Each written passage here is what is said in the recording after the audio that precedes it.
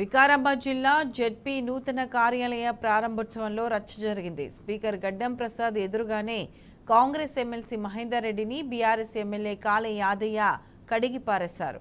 ZP కార్యాలయ నిర్మాణానికి సంబంధించిన పత్రాలు తమ దగ్గరే దాచుకుని నిధులు అందించకుండా మహేందర్ రెడ్డి ఎందుకు ఆలస్యం చేశారని ప్రశ్నించారు. దీంతో ఇద్దరి మధ్య మాటామాట పెరిగింది.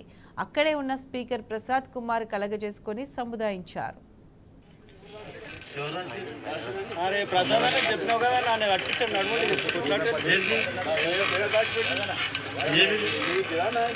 నా ఇంటికి అని చెప్పిందా మరి కాగితం ఇది కాగితం మంది గురించి మాట్లాడడానికి ఏదెందుకన్నా మాట్లాడతారు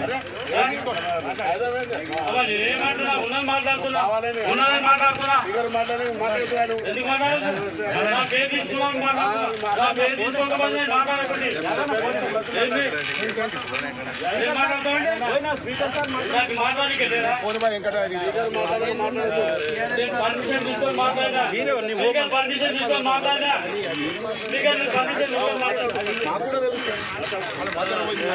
స్పీకర్ మాట్లాడారు.